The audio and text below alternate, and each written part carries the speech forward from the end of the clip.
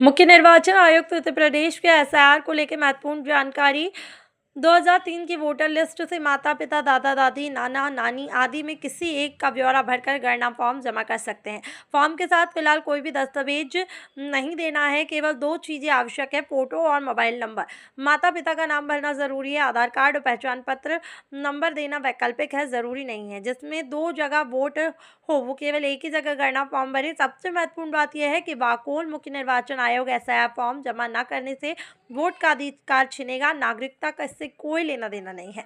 इसमें इनकी वोट नहीं बनी है वो 9 दिसंबर से फॉर्म भरकर वोट जुड़वा सकते हैं। ज़्यादा से ज़्यादा शेयर करें और जनता को जागरूक करें ताकि कोई भी योग्य मतदाता वंचित ना रहे। एनुमरेशन फॉर्म वापस कलेक्ट करके 9 दिसंबर को हमारी ड्राफ्ट वोटर लिस्ट यूपी की प्रकाशित होगी। दूसरा चरण फिर 9 दिसंबर से शुरू होगा, जिसमें ऐसे लोगों को, ऐसे निर्वाचकों को जिनके फॉर्म तो आए लेकिन उनका 2003 की वोटर लिस्ट में नाम नहीं था, उनको एक नोटिस जाएगा।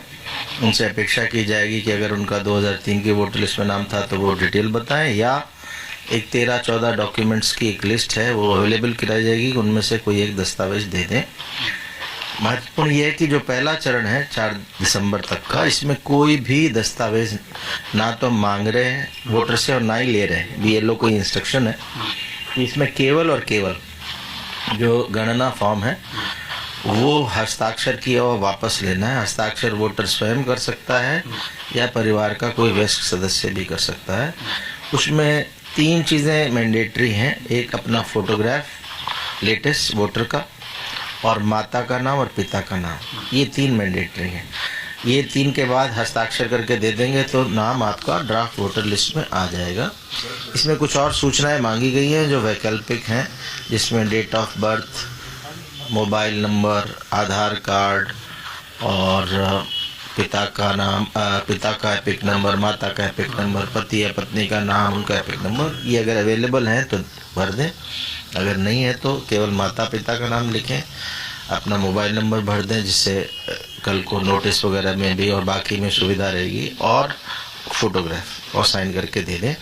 इसमें एक चीज़ और भरनी चाहिए वोटर को, वो है ये जो गणना फॉर्म है, इसमें मैंने कहा कि पहला जो ऊपर के हैं ये आज की तारीख में वोटर का क्या इन्फॉर्मेशन है, डेट ऑफ बर्थ, मोबाइल, आधार, पिता माता का नाम, पति पत्नी का नाम और फोटो।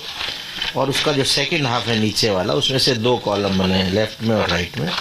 ये 2003 की वोटर लिस्ट में उसकी जो डिटेल्स लिस्ट में है वो भरनी है, लेफ्ट वाले में। ये अगर भर दी तो राइट की ज़रूरत ही नहीं है, तो काम पूरा हो गया। ऐसे वोटर को कोई भी नोटिस नहीं जाएगा।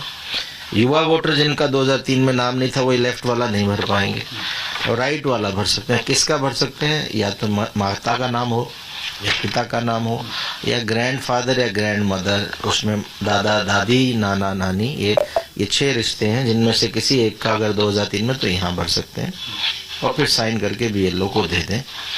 ये अगर नहीं मिल रहा ढूंढने पे भी, तो भी आप जो डिटेल है आपको वो भर के दे दें।